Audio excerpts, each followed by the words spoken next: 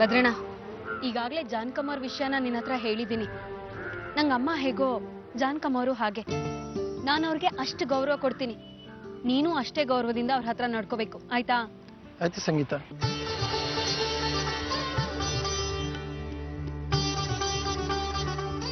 ಜಾನ್ಕಮ್ಮವ್ರು ಬರ್ತಿದ್ದಾರೆ.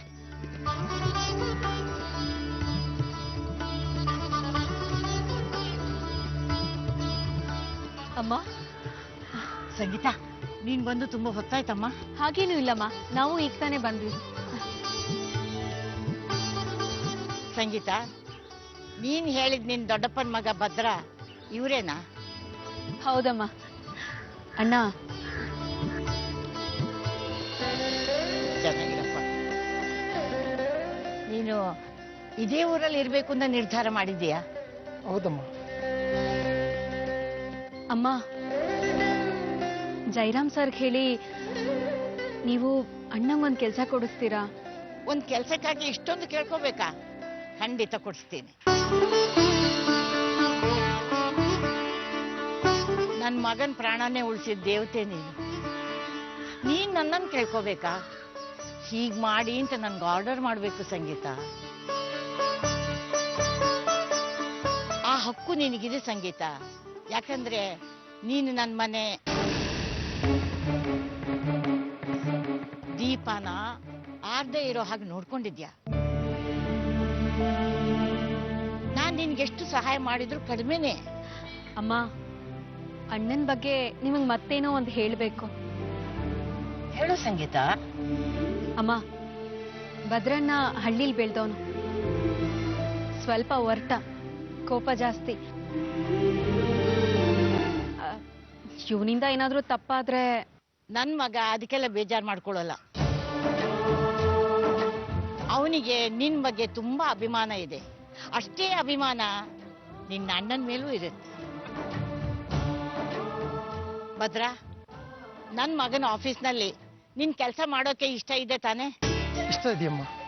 ಹಾಗಾದ್ರೆ ನಿನ್ಗೊಂದು ಒಳ್ಳೆ ಕೆಲಸ ಸಿಕ್ತು ಅಂತ ತಿಳ್ಕೊ.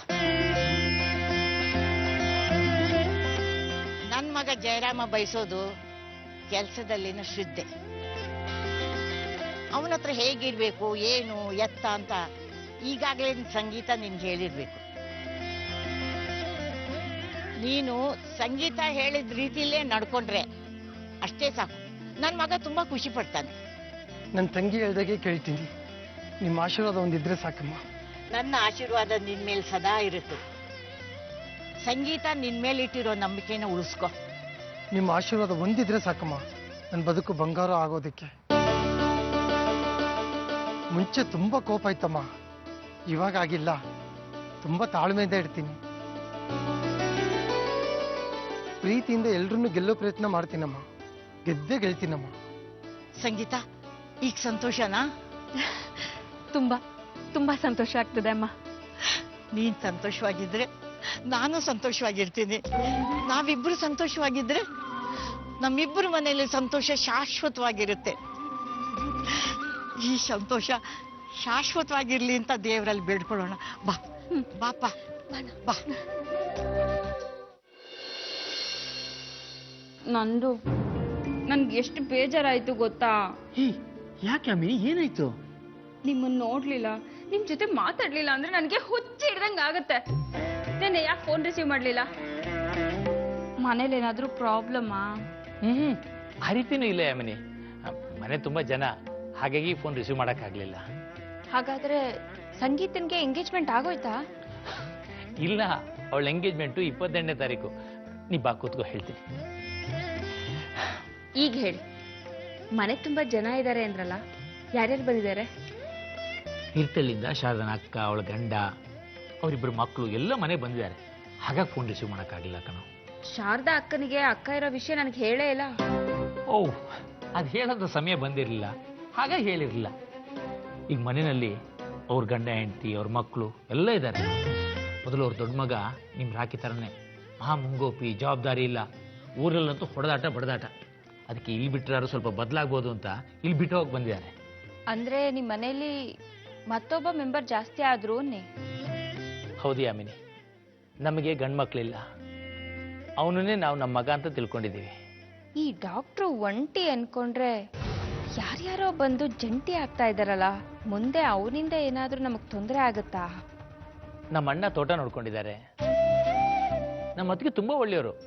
ನಮ್ಮ ಸಿತಾರನ ವಯಸ್ಸಿನ ಒಬ್ಳು ಮಗಳು ಇದ್ದಾರೆ ಅವರಿಗೆ. ನಂದಿನಿ ಅಂತ ಅವಳ ಹೆಸರು. ಅವಳು ಇಲ್ಲೇ ಇರ್ತಾಳಾ? ಇಲ್ಲ ಯಾಮಿನಿ, ಅವಳು ಅಪ್ಪ ಅಮ್ಮನ ಜೊತೆ ತೀರ್ಥಹಳ್ಳಿಲೇ ಇರ್ತಾಳೆ. ಭದ್ರ ಮಾತ್ರ ಇಲ್ಲಿ ನಮ್ಮ ಜೊತೆಲಿ ಇರ್ತಾನೆ. ಈಗ ಅವ್ನು ಬದಲಾಯಿಸೋ ಜವಾಬ್ದಾರಿ ನಮ್ಮ ಮೇಲೆ ಬಿದ್ದಿದೆ. ನನ್ನ ತಮ್ಮನಂತವನ್ನೇ ಬದಲಾಯಿಸಿದೀರಾ ಅಂದಮೇಲೆ ಅವ್ರನ್ನ ಬದಲಾಯಿಸೋದೇನು ನಿಮ್ಗೆ ಕಷ್ಟ ಏನಲ್ಲ ಬಿಡಿ. ನಂದು ಅದು ಸರಿನೇ. ಹೌದು, ಎಲ್ಲಿ ರಾಕಿ ಕಾಣಿಸ್ತಾ ಇಲ್ಲ? ನೀವು ಚೆನ್ನಾಗಿ ಹೇಳಿದ್ರಿ. ಅವನಲ್ಲಿ ಮನೇಲಿ ಇರ್ತಾನೆ, ದಿನದ 24 ಗಂಟೆನೂ ಕೆಲ್ಸ ಕೆಲ್ಸ ಕೆಲ್ಸ. ಅವನು ಇಷ್ಟರ ಮಟ್ಟಿಗೆ ಬದಲಾಗ್ತಾನೆ ಅಂತ ನಾನು ಅನ್ಕೊಂಡೇ ಇರ್ಲಿಲ್ಲ ನಂದು. ಹೌದಾ? ಯಾಕೆ ಎಷ್ಟು ಬದಲಾಗಿದಾನ? ಹೌದು ನಂದು. ಬಾವ ಕೊಟ್ಟಿರೋ 10 ಲಕ್ಷ ರೂಪಾಯಿನ ಆದಷ್ಟು ಬೇಗ ಸಂಪಾದನೆ ಮಾಡಿ ಅವ್ರಿಗೆ ವಾಪಸ್ ಕೊಡ್ಬೇಕು ಅಂತ ಬೆಳಿಗ್ಗೆ ತಾನೇ ಹೇಳ್ಬಿಟ್ಟೋದ. ಅದೆಲ್ಲ ಏನು ಬೇಡ ಯಾಮಿನಿ. ಅವನ ಲೈಫಲ್ಲಿ ಸೆಟ್ಲ್ ಆದ್ರೆ ನನಗಷ್ಟೇ ಸಾಕು. ಅವನ ಬಗ್ಗೆ ಯೋಚನೆ ಮಾಡಬೇಡಿ ನಂದು. ಅವನ ಲೈಫ್ ಸ್ಟೈಲೇ ತುಂಬಾ ಬದಲಾಗೋಗಿದೆ. ಮೊದ್ಲಾದ್ರೆ ನಾವು ಊಟ ಮಾಡೋ ಟೈಮ್ಗೆ ಎದ್ದು ಬರ್ತಿದ್ದ. ಆದ್ರೆ ಈಗ ಬೆಳಿಗ್ಗೆ 5 ಗಂಟೆಗೆ ಎದ್ದು ಜಿಮ್ಗೆ ಹೋಗಿ ಬಂದು ಪೂಜೆ ಮಾಡಿ ಎಲ್ಲ ಮನೆಯಿಂದ ಹೊರಗೆ ಹೊರಟೋಗಿರ್ತಾನೆ. ಮತ್ತೆ ಅವನು ವಾಪಸ್ ಮನೆಗೆ ಬರೋದು 9 ಗಂಟೆಗೆ. 9 ಗಂಟೆಗೆ ನ್ಯೂಸ್ ಚಾನೆಲ್ ನೋಡಿ 10 ಗಂಟೆ ಅಷ್ಟರಲ್ಲೆಲ್ಲ ಮಲ್ಕೊಂಡ್ಬಿಡ್ತಾನೆ. ಈ ರೀತಿ ಬದಲಾಗ್ಲಿ ಅಂತಾನೆ ನಾನು ಬಯಸ್ತಾ ಇದ್ದಿದ್ದ. ಅವನ್ಗೆ ನನ್ ಜೊತೆ ಮಾತಾಡೋಷ್ಟು ಪುರ್ಸೊತ್ತಿಲ್ಲ ನಂದು. ನಾನ್ ಅವನ ಜೊತೆ ಮಾತಾಡ್ಬೇಕು ಅಂದ್ರು ಅವನ ಹತ್ರ ಅಪಾಯಿಂಟ್ಮೆಂಟ್ ತಗೋಬೇಕು. ಅದಕ್ಕೆ ಹೇಳೋದು ನಂದು, ಗುದ್ದಾಡಿದ್ರು ಗಂಧದ ಜೊತೆ ಗುದ್ದಾಡ್ಬೇಕು ಅಂತ. ಅವನ್ಗೆಲ್ಲ ನಿಮ್ ಗುಣನೇ ಬಂದ್ಬಿಟ್ಟಿದೆ. ಪಾಪ ರಾಕಿ ಈಗ ಎಲ್ಲಿದಾನೋ, ಏನ್ ಮಾಡ್ತಿದಾನೋ.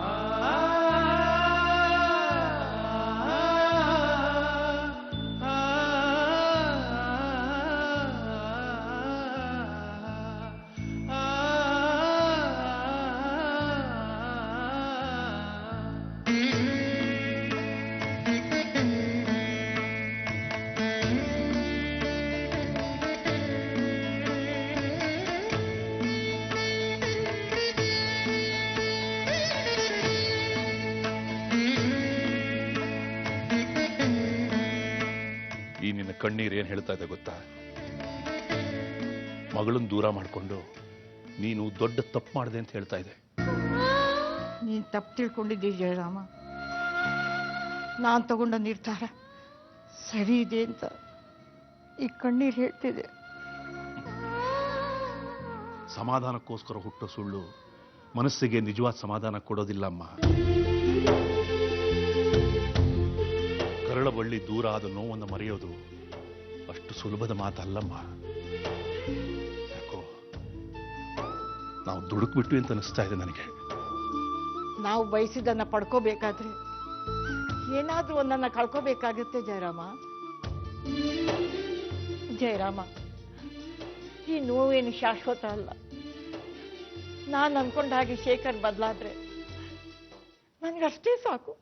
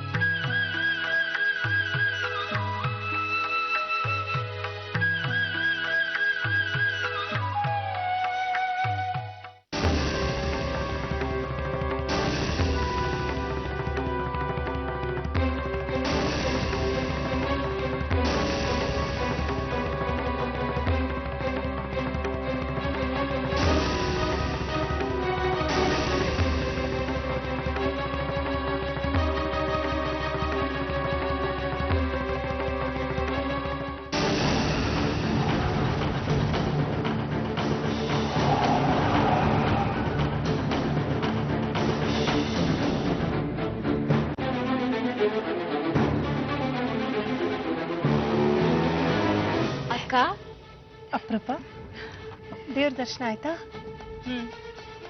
ಈಗ ತಾನೇ ಆಯ್ತು ಅಕ್ಕ. ರೀ ಅಪರೂಪ ಅಂತ ಹೇಳಿದ್ನಲ್ಲ ಹಾ ಹಾ ಅವಳೇ ಹೇಳು. ನಮಸ್ಕಾರ ಡಾಕ್ಟ್ರೆ. ನಮಸ್ಕಾರ. ಹೇಗಿದ್ದೀರಾ? ಚೆನ್ನಾಗಿದ್ದೀನಿ. ರೀ ತುಂಬಾ ದಿನದಿಂದ ನಿಮ್ಮಿಬ್ರನ್ನು ಪರಿಚಯ ಮಾಡ್ಕೊಳ್ಬೇಕು ಅಂತಿದ್ದೆ. ಆ ಕಾಲ ಈಗ ಕೂಡ ಬಂತು. ಅಕ್ಕ, ನೀವಿಬ್ರು ನನ್ನ ಕಣ್ಣಿಗೆ ಹೇಗ್ ಕಾಣಿಸ್ತಾ ಇದ್ದೀರಾ ಗೊತ್ತಾ? ಹೇಗ್ ಕಾಣಿಸ್ತೀವಿ? ಆ ಗುಡಿಲಿರೋ ಶ್ರೀನಿವಾಸ, ನೀವು ಮಹಾಲಕ್ಷ್ಮಿ ತರ ಕಾಣಿಸ್ತಾ ಇದ್ದೀರಾ. ಡಾಕ್ಟ್ರೆ, ಹ? ತುಂಬಾ ಬೆವರ್ತಾ ಇದ್ದೀರಾ? ಅದು ಕಾರಲ್ಲಿ AC ಸರಿಯಾಗಿ ವರ್ಕ್ ಆಗ್ತಾ ಇಲ್ಲ, ಅದಕ್ಕೆ ಸ್ವಲ್ಪ ಬೆವರ್ತಾ ಇದ್ದೀನಿ. ಬೇಗ ರೆಡಿ ಮಾಡಿಸ್ಕೊಳ್ಳಿ ಡಾಕ್ಟ್ರೆ, ನಿಮಗೆ ಸೆಕೆ ತಡೆಯೋದಕ್ಕಾಗಲ್ಲ. ಹೌದು ಅಪರೂಪ, ಬಿಸ್ಲಿಗೆ ಬಂದು ನಿಂತ್ರೆ ಸಾಕು ಬೆವರಕ್ಕೆ ಶುರು ಆಗ್ಬಿಡುತ್ತೆ. ಇಂಥ ಸಂದರ್ಭ ಬಂದ್ರೆ ಎಂತವ್ರು ಬೆವರ್ತಾರೆ ಅಕ್ಕ.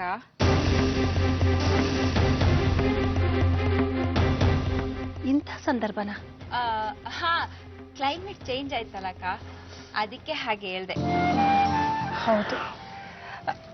ಮನೆಗೆ ಬಾ ಅಪರೂಪ. ಇನ್ನೊಂದ್ಸಲ ಬರ್ತೀನಕ್ಕ. ಮನೆಗೆ ಬಾ ಅಂತ ನೀವು ಒಂದ್ಸತಿ ಕರೀರಿ.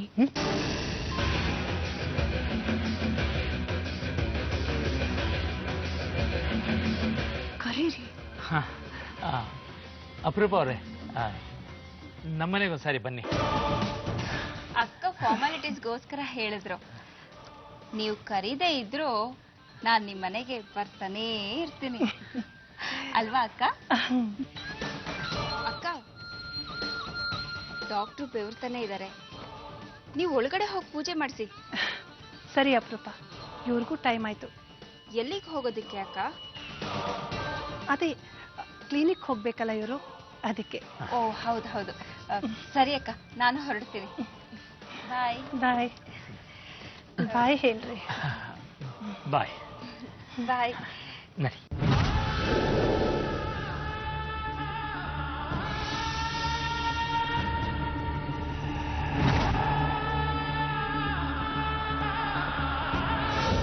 ಎಷ್ಟು ಒಳ್ಳೆಯವಳಲ್ವಾ ಅಪರೂಪ?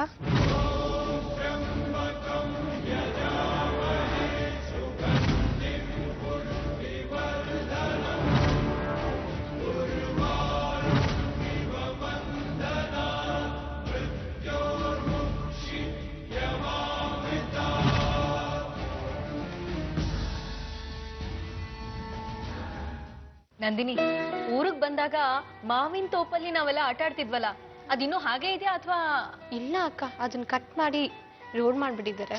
ಅಯ್ಯೋ, ಆದ್ರೆ ಎಷ್ಟು ಚೆನ್ನಾಗಿ ಆಟ ಆಡ್ತಿದ್ವಲ್ಲ ನಾವೆಲ್ಲ. ಹೌದು ಅಕ್ಕ, ತುಂಬಾ ನೆನಪಾಗ್ತಿದೆ ನನಗೆ. ಹೌದು. ಒಂದ್ ನಿಮಿಷ. ಹಲೋ.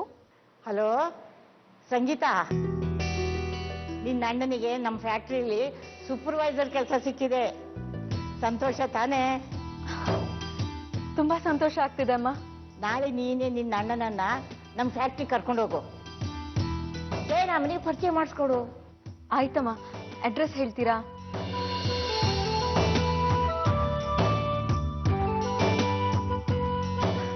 ಸರಿ ಅಮ್ಮ, ನಾಳೆನೆ ಹೋಗ್ತೀನಿ.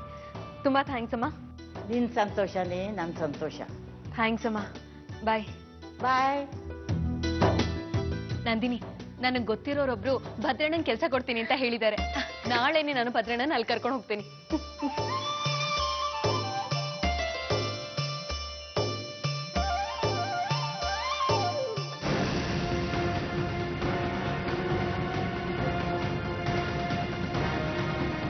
ನಂದು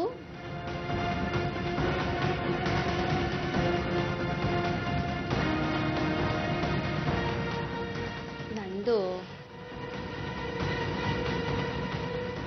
ನಂದು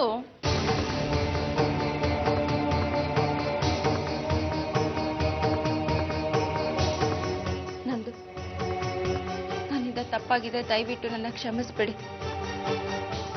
ಆದ್ರೆ ನೀವು ಬೇಜಾರು ಮಾಡ್ಕೊಳ್ಳೋದು ನನ್ನಿಂದ ನೋಡಕ್ಕಾಗಲ್ಲ.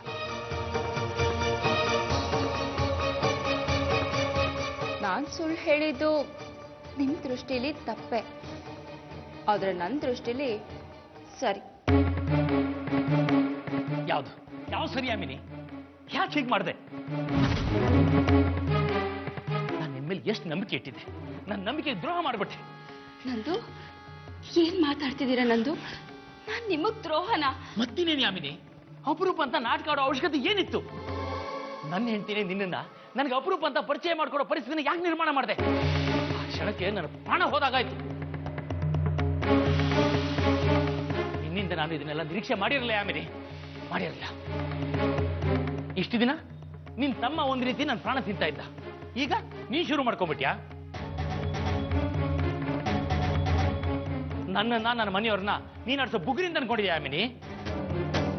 ಹೆಸರು ಅಪರೂಪ ಅಂತೆ, ಹುಟ್ಟಿದ ತಕ್ಷಣ ನಗ್ತಿತ್ತಂತೆ, ಗಂಡ ಫಾರಿನ್ ನಲ್ಲಿ ಇದಾನಂತೆ, ಈ ಗಂಡ ಡೈವರ್ಸ್ ಕೊಡ್ತೀನಿ ಅಂತ ಹೆದರಿಸ್ತಾ ಇದ್ದಾನಂತೆ, ತುಂಬಾ ಅನ್ಯಾಯ ಆಗಿದೆ ಅಂತೆ. ನನ್ನ ಮನೆಯವ್ರನ್ನ ಹೊಗಳಿದ್ದೇನು, ಅಟ್ಟಕ್ಕೇರಿಸಿದ್ದೇನು, ಕ್ಯಾರೆಟ್ ಹಲ್ವಾ ತಿನ್ಸಿದ್ದೇನು, ಶಾರದನ್ನ ಅಕ್ಕ ಅಂತ ಕರೆದಿದ್ದೇನು. ಒಂದ ಎರಡ ನೀನ್ ಆಡಿರೋ ನಾಟಕಗಳನ್ನೆಲ್ಲ ಸೇರಿಸಿದ್ರೆ ದೊಡ್ಡ ಬುಕ್ಕೆ ಬರೆದು ಬಿಡ್ಬೋದು.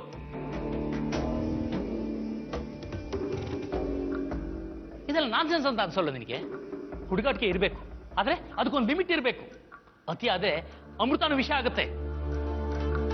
ಇಷ್ಟು ದಿನ ನಿನ್ ತಮ್ಮ ಹುಚ್ಚಂಗ್ ಬುದ್ಧಿ ಹೇಳ್ತಾ ಇದ್ದೆ, ಈಗ ನಿನ್ನ ಬುದ್ಧಿ ಹೇಳೋ ಪರಿಸ್ಥಿತಿ ತಂದ್ಬಿಟ್ಟೆ. ಛೇ, ಮುಗಿತಾ ನಿಮ್ ಮಾತೆಲ್ಲ ನಂದು? ನಾನು ಆಡಿದ ಈ ನಾಟಕದಿಂದ ನಿಮಗೆ ಕಿಂಚಿತ್ತಾದ್ರೂ ತೊಂದರೆ ಆಗಿದೆಯಾ ನಂದು?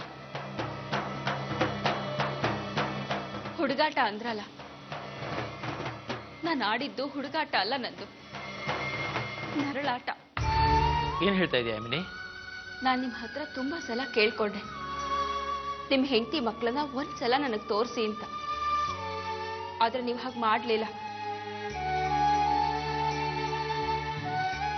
ಹೆಣ್ಮಕ್ಳು ಫೀಲಿಂಗ್ಸ್ ಏನು ಅಂತ ನಿಮ್ಗೆ ಯಾಕೆ ಅರ್ಥ ಆಗ್ತಾ ಇಲ್ಲ ನಂದು?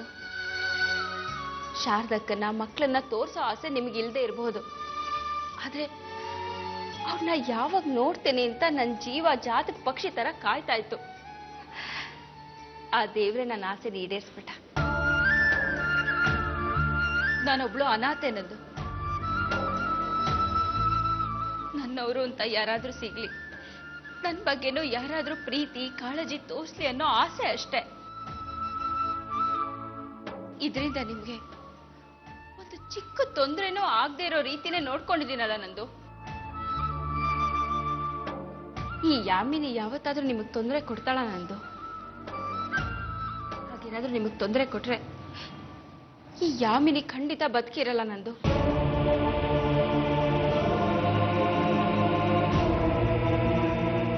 ಈಗ ಅಪರೂಪ ಅಂತಾನೆ ನಾಟಕ ಮುಂದುವರಿಸ್ತೇನೆ. ದಯವಿಟ್ಟು ಅದಕ್ಕೆ ಅವಕಾಶ ಮಾಡ್ಕೊಡಿ ನಂದು,